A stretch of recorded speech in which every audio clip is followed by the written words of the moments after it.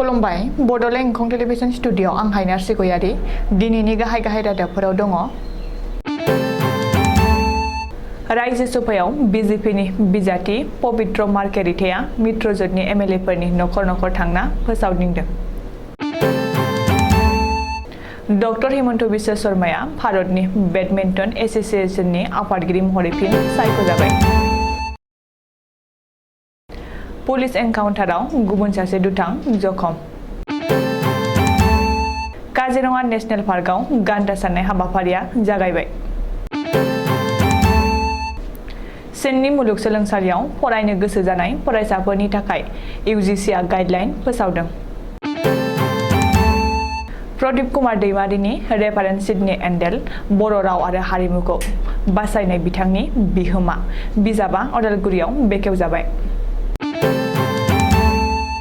तामुलपुर जिल्लायाव हाग्रा बिफान आरो एसएसबीआ गोबां सिगुन दंफांजों लोगोसे गंसे जारि जब्द खालामदों। चिरांनि थाइखाजरा गेलेग्रा फोथाराव मिनि स्टेडियाम गायसननाय जासिगोन बुंदों इएम रन्जित बसुमतारी।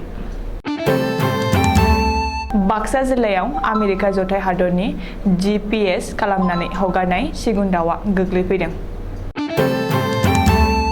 गुवाहाटीआव अर खामनानै गं 40 नखरा सिलिंखार। दानिया फैदो आबुं रादाबाव।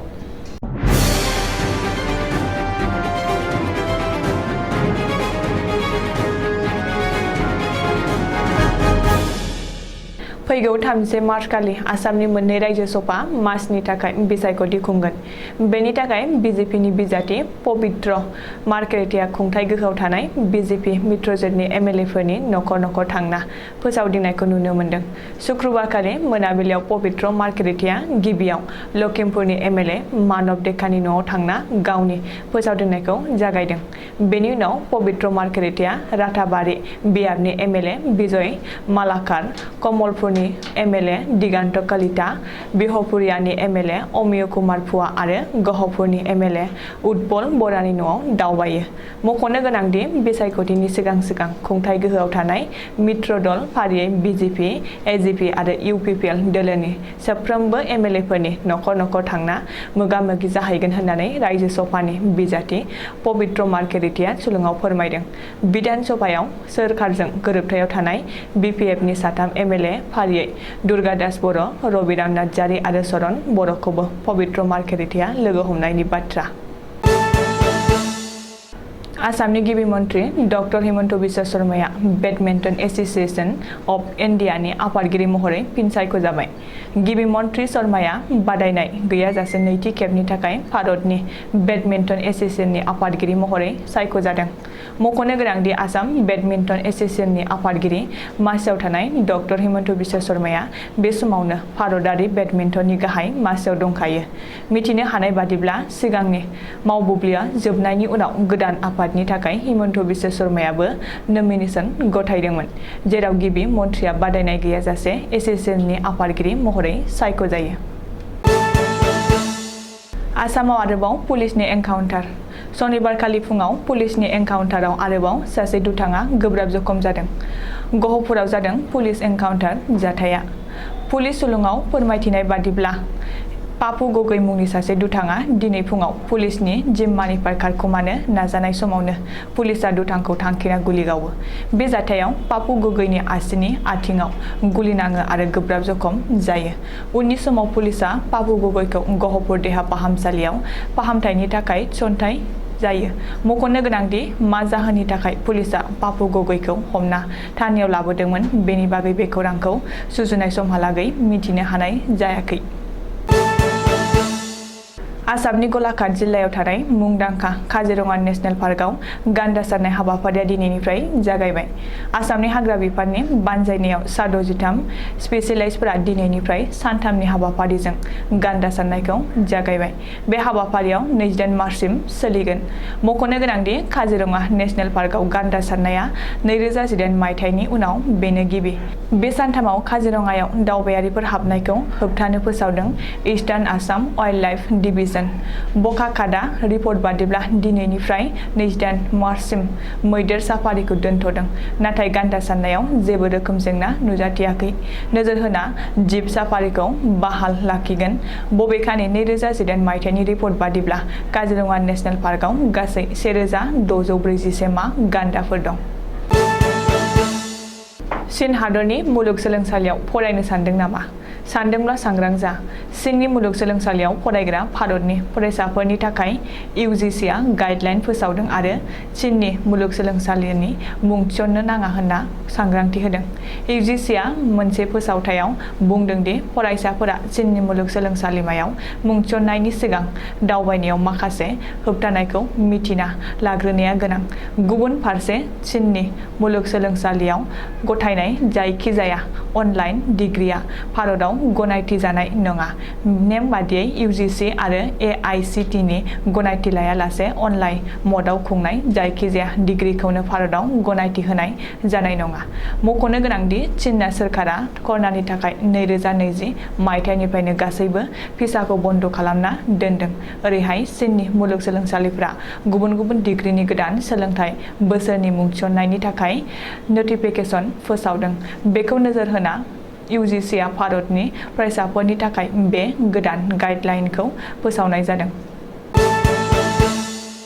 BScनि बारग' लेङाइ गाहाय प्रदीप कुमार दैमारी सोरजिनाय बिजाब रेफारेन्स सिडनी एन्डेल बर'नि राव आरो हारिमुखौ बासायनायाव बिखांनि बिहोमा बिजाबखौ उदालगुरिनि नलबारियाव सनिबारखालि बेखेवनाय जाबाय। बर' रावजों सुजुनाय बे गोदान बिजाबखौ सनिबारखालि 4 रिंगायाव बेखेवनाय जादों।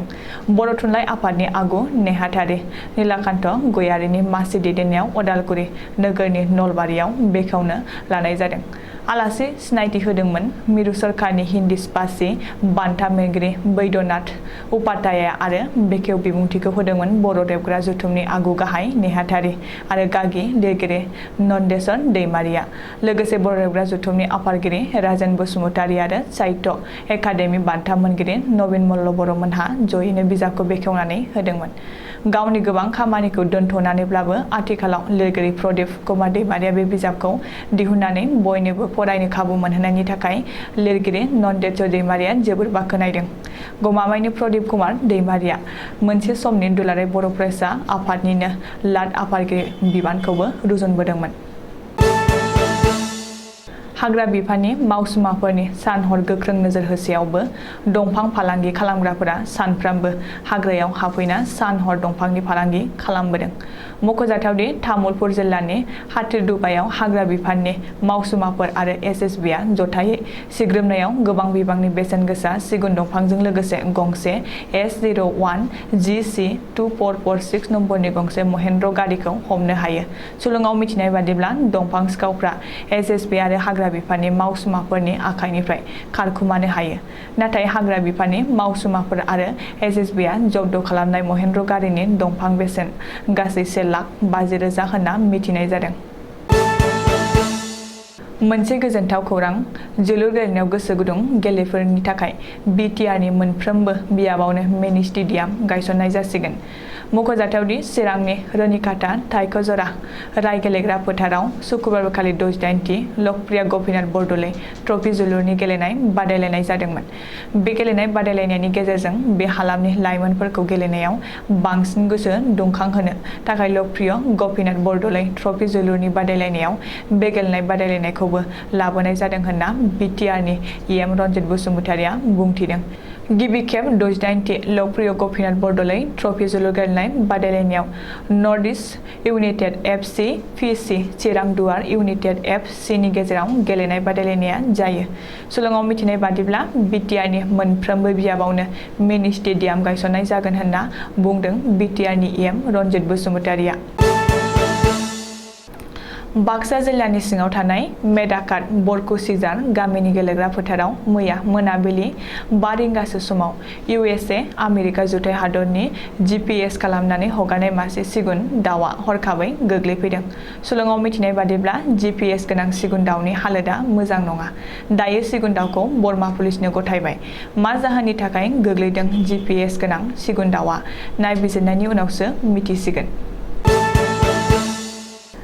मोनसे दुखुनांथाव जाथाय हरखाबै अर जोंखांनानै गंब्रैजि नखरा खामजोबना सिलिंखार जादों। मख'जाथावदि गुवाहाटी नोगोरनि पातारकुची ओनसोलाव शुक्रबारखालि फुंनि 9 रिंगासो समाव ओंखाम संग्रा सिलिन्डार गेसआ हरखाबै बेफ्रुनानै गासै गंब्रैजि नखरनि गासै न'-बांजों लोगोसे गोबां धोन सम्पथिया खामनानै सेवहांगार जादों। सुलुङाव मिथिनाय बादिब्ला बे अर खामजानाय जाथायाव रावबो सुबुंफोरनि जिउ खहा जायाखै होनना मिथिनाय जादों। दिनैनि रादाबा एसेनोसै। गोजोन्थों।